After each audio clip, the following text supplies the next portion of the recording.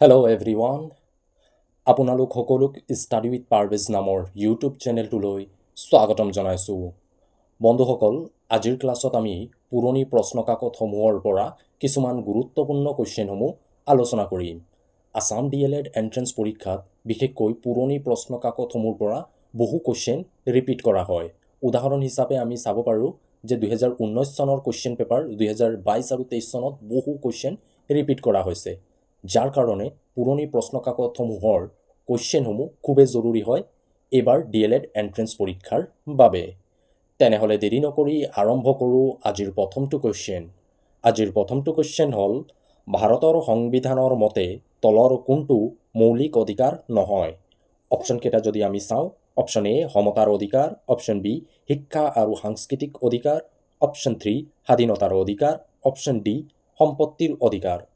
Option 4টাৰ ভিতৰত শুদ্ধ উত্তৰটো হ'ব সম্পত্তিৰ অধিকাৰ। সম্পত্তিৰ অধিকাৰটো এটা মৌলিক অধিকাৰ নহয়।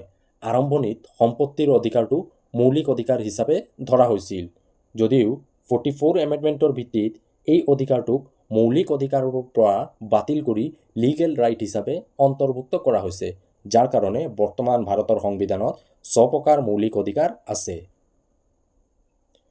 কুৱেশ্যন নম্বৰ 2, ইউনিচেফৰ মুখ্য কাৰ্যালয় ক'ত অৱস্থিত? অপশ্যন 4টাৰ ভিতৰত শুদ্ধ উত্তৰটো হ'ব নিউয়ৰ্ক। নিউয়ৰ্কত ইউনিচেফৰ মুখ্য কাৰ্যালয় অৱস্থিত। কুৱেশ্যন নম্বৰ 3, নিম্নলিখিত কোনটো অজন হোলৰ বাবে দায়ী? অপশ্যনকেইটাৰ ভিতৰত শুদ্ধ উত্তৰটো হ'ব ক্ল'ৰ'ফ্ল'কাৰ্বন। ক্ল'ৰ'ফ্ল'কাৰ্বন অজন স্তৰৰ যি হোলৰ বাবে দায়ী হয়। কুৱেশ্যন নম্বৰ 4, তলৰ কোনবিধ জীৱ এবিধ উৎপাদক হয়? অপশ্যন 4টা যদি আমি চাওঁ, অপশ্যন এ শামুক, অপশ্যন বি মাছ, অপশ্যন চি ভেকুলী, অপশ্যন ডি মেটেকা। শুদ্ধ উত্তৰটো হ'ব মেটেকা। মেটেকাটো এবিধ উৎপাদক হয়। Question number 5, A passage to India নামৰ উপন্যাসখনৰ ৰচনা কোনে কৰিছিল? অপশ্যন 4টাৰ ভিতৰত শুদ্ধ উত্তৰ হ'ব E.M. Faster. E.M. ফাষ্টাৰে A passage to India নামৰ উপন্যাসখনৰ ৰচনা কৰিছিল। এই কুৱেশ্যনটো 2019ত আহিছে। কুৱেশ্যন নম্বৰ 6, তলৰ কোনখন নৈ বৰাক নদীৰ এখন উপনৈ নহয়? অপশ্যনকেইটা যদি আমি চাওঁ, অপশ্যন এ জাতিংগা নৈ, অপশ্যন বি লংঘাই নৈ, অপশ্যন চি কাটাখাল নৈ, অপশ্যন ডি দিচাং নৈ। শুদ্ধ উত্তৰ হ'ব দিচাং নৈ। দিচাং নৈখন বৰাক নৈৰ এখন উপনৈ নহয়। দিচাং নৈখন ব্ৰহ্মপুত্ৰ নৈৰ এখন উপনৈ হয়। বাকী তিনিখন বৰাক নদীৰ এখন উপনৈ হয়। কুৱেশ্যন নম্বৰ 7, পৰিস্থিতি তন্ত্ৰৰ এটা উদ্ভিদ হৈছে? অপশ্যনকেইটাৰ ভিতৰত শুদ্ধ উত্তৰটো হ'ব উৎপাদক। পৰিস্থিতি তন্ত্ৰৰ এটা উদ্ভিদ হৈছে উৎপাদক। কুৱেশ্যন নম্বৰ 8, ব্ৰিটিছে কেতিয়াৰ পৰা কেতিয়ালৈকে অসমত শাসন চলাইছিল? অপশ্যন 4টাৰ ভিতৰত শুদ্ধ উত্তৰ হ'ব 1826ৰ পৰা 1947 চনলৈকে ব্ৰিটিছে অসমত শাসন চলাইছিল। অৰ্থাৎ ইয়াণ্ডাবু সন্ধিৰ পৰৱৰ্তীৰ পৰা দেশৰ স্বাধীনলৈকে ব্ৰিটিছে অসমত শাসন চলাইছিল। ইয়াণ্ডাবু সন্ধিৰ লগে লগে অসমৰ শাসন ব্যৱস্থা ব্ৰিটিছৰ হাতত লাভ কৰিছিল বা অৰ্পণ কৰা হৈছিল। কুৱেশ্যন নম্বৰ 9, বৰ্তমান অসমৰ মুঠ জিলা কিমানখন হয়? অপশ্যন 4টাৰ ভিতৰত শুদ্ধ উত্তৰটো হ'ব 35খন। এই কুৱেশ্যনটো 2019 চনত আহি গৈছে। আৰু অসমৰ শেহতীয়াকৈ 35 সংখ্যক জিলা কোনখন হয়? সকলোৱে উত্তৰটো কমেণ্ট কৰি জনোৱা। অসমৰ 35 সংখ্যক জিলাখনৰ নাম কি হয়? কুৱেশ্যন নম্বৰ 10, সৰীসৃপৰ চাৰিত্ৰিক বৈশিষ্ট্য হৈছে? অপশ্যন 4টাৰ ভিতৰত শুদ্ধ উত্তৰটো হ'ব কণী পাৰে। সৰীসৃপৰ চাৰিত্ৰিক বৈশিষ্ট্য হ'ল কণী পাৰে। কুৱেশ্যন নম্বৰ 11, সুপৰিচালনাৰ বাবে ভাৰতীয় ৰেল ব্যৱস্থাক কেইটা ভাগত বিভক্ত কৰা হৈছে? অপশ্যন 4টাৰ ভিতৰত শুদ্ধ উত্তৰটো হ'ব 16টা ভাগত ভাৰতীয় ৰেল ব্যৱস্থাক বিভক্ত কৰা হৈছে আৰু এইটো 2019 চনৰ মতে 19 বা 18 চনৰ মতে কিন্তু বৰ্তমান চেঞ্জ হৈছে বৰ্তমান ভাৰতীয় ৰেলৱে ব্যৱস্থাক 18টা ভাগত বিভক্ত কৰা হৈছে পূৰ্বতে আছিল যদি 16টা বৰ্তমান 18টা হয় বিভিন্ন বুক বা চ'ৰ্চসমূহ বৰ্তমান ভাৰতীয় ৰেলৱে ব্যৱস্থাক 18টা ভাগত বিভক্ত কৰা হৈছে বুলি উল্লেখ আছে তো বৰ্তমান যদি এক্সামত আহে তেনেহ'লে 16 নহ'ব 18টাও ৰাইট হ'ব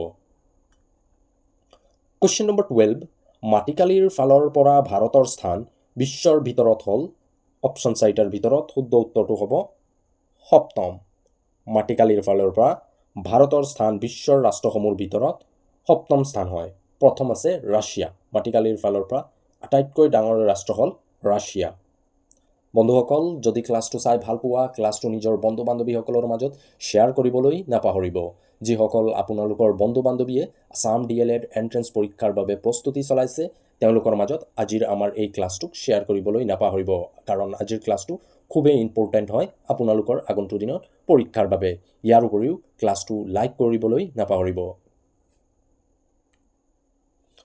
কোৱেশ্চন নম্বৰ 13 কোনে টেলিফোনৰ আৱিষ্কাৰ কৰিছিল অপশ্যন 4টাৰ ভিতৰত শুদ্ধ উত্তৰ হ'ব আলেকজেণ্ডাৰ গ্ৰাহাম বেল আলেকজেণ্ডাৰ গ্ৰাহাম বেলে টেলিফোনৰ আৱিষ্কাৰ কৰিছিল কোৱেশ্চন নম্বৰ 14 ডিমাপুৰ কোন বংশৰ ৰাজধানী আছিল এই কোৱেশ্চনটো 2020 চনত আহিছে শুদ্ধ উত্তৰটো হ'ব ডিমাপুৰ কছাৰী বংশৰ ৰাজধানী আছিল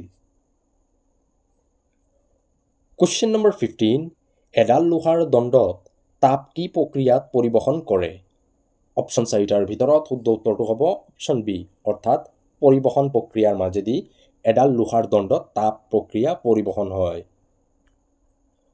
কোৱেশ্চন নম্বৰ 16 কোনে ৰামকৃষ্ণ মিছনৰ প্ৰতিষ্ঠা কৰিছিল অপশ্যন 4টাৰ ভিতৰত শুদ্ধ উত্তৰটো হ'ব স্বামী বিবেকানন্দই ৰামকৃষ্ণ মিছনৰ প্ৰতিষ্ঠা কৰিছিল আৰু তেওঁ 1897 চনত ৰামকৃষ্ণ মিছনৰ প্ৰতিষ্ঠা কৰিছিল স্বামী বিবেকানন্দই ৰামকৃষ্ণ মিছনৰ প্ৰতিষ্ঠা 1897 চনত কৰিছিল কোৱেশ্চন নম্বৰ 17 কোনখন চহৰক চিটি অফ 7 হিলছ নামেৰে জনা যায় অপশ্যন 4টাৰ ভিতৰত শুদ্ধ উত্তৰটো হ'ব ৰোম ৰোমক চিটি অফ 7 হিলছ নামেৰে জনা যায় কোৱেশ্চন নম্বৰ 18 ভাৰতৰ প্ৰথম লোকপালগৰাকী কোন আছিল ভেৰি ইম্পৰ্টেণ্ট কুৱেশ্চন হয় অপশ্যন 4টাৰ ভিতৰত শুদ্ধ উত্তৰ হ'ব অপশ্যন বি অৰ্থাৎ ন্যায়াধীশ পিনাকী চন্দ্ৰ ঘোষ আছিল ভাৰতৰ প্ৰথম লোকপাল আৰু তেওঁ 2019 চনত নিয়োগ কৰা হৈছিল কোৱেশ্চন নম্বৰ 19 মানৱ বিকাশৰ ৰিপৰ্ট প্ৰকাশ কৰা অনুষ্ঠানটো হ'ল অপশ্যন 4টাৰ ভিতৰত শুদ্ধ উত্তৰটো হ'ব UNDP-য়ে মানৱ বিকাশৰ ৰিপৰ্ট প্ৰকাশ কৰে পৰীক্ষাত আহিব পাৰে UNDPৰ সম্পূৰ্ণ নাম কি United Nation Development Programme United Nation Development Programme UNDPৰ সম্পূৰ্ণ নাম হয় কোৱেশ্চন নম্বৰ 20 পলিঅ' ৰোগ আক্ৰান্ত হয় অপশ্যন 4টাৰ ভিতৰত শুদ্ধ উত্তৰটো হ'ব ভাইৰাছ পলিঅ' ৰোগ ভাইৰাছৰ পৰা আক্ৰান্ত হয় কোৱেশ্চন নম্বৰ 21 15 মাৰ্চ দিনটো কি দিৱস হিচাপে পালন কৰা হয় অপশ্যন 4টাৰ ভিতৰত শুদ্ধ উত্তৰটো হ'ব গ্ৰাহক সুৰক্ষা দিৱস হিচাপে 15 মাৰ্চ দিনটোত পালন কৰা হয় নেক্সট কুৱেশ্চন নম্বৰ 22 তলৰ কোনটো প্ৰাচীন কামৰূপৰ এটা ভাগ নহয় আমি জানো প্ৰাচীন কামৰূপক 4টা ভাগত বিভক্ত কৰা হৈছিল আৰু তলৰ কোনটো প্ৰাচীন কামৰূপৰ এটা ভাগ নহয় শুদ্ধ উত্তৰটো হ'ব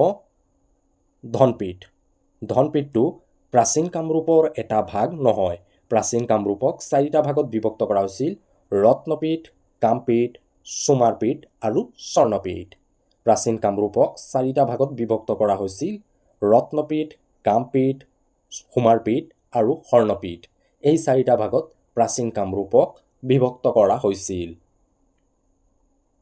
কোৱেশ্চন নম্বৰ 23 মাৰ্বল হৈছে এবিধ অপশ্যন 4টাৰ ভিতৰত শুদ্ধ উত্তৰ হ'ব ৰূপান্তৰিত শিল। মাৰ্বল হৈছে এবিধ ৰূপান্তৰিত শিল। কুৱেশ্যন নম্বৰ 24, বৰ্তমান ৰাছিয়াৰ ৰাষ্ট্ৰপতিগৰাকী কোন হয়? উত্তৰটো হ'ব ভ্লাদিমিৰ পুটিন। ভ্লাদিমিৰ পুটিন বৰ্তমান ৰাছিয়াৰ ৰাষ্ট্ৰপতিগৰাকী হয়। কুৱেশ্যন নম্বৰ 25, ৰাষ্ট্ৰীয় শিক্ষা আয়োগৰ 1964 to 1966 লৈ অধ্যক্ষগৰাকী কোন আছিল?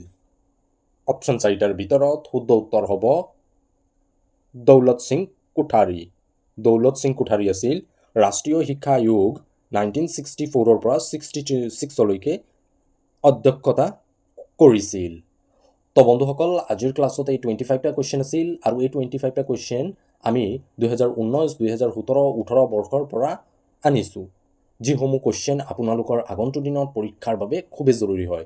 কাৰণ এইসমূহ কুৱেশ্যন যদি আপোনালোকে পুৰণি প্ৰশ্নকাকতসমূহ আলোচনা কৰিছা, তেনেহ'লে এই কুৱেশ্যনসমূহ বাৰে প্ৰতি ৰিপিট হৈছে বুলি কুৱেশ্যন শ্বীটত প্ৰতি বছৰে চাই পাবা।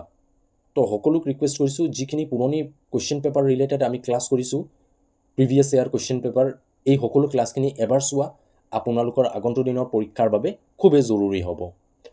আজিৰ ক্লাছত যদি কিবা ডাউট আছে, ডাউটটো আমাক কমেণ্ট কৰি জনোৱা, আমি সেই ডাউটটো সমাধান কৰিব চেষ্টা কৰিম। শেষত এটা সৰু ৰিকুৱেষ্ট আছিল, যদি আপোনালোকে আজি প্ৰথমবাৰ আমাৰ এই চেনেলত আহিছে, চেনেলটো ছাবস্ক্ৰাইব কৰি যাবলৈ নাপাহৰিব।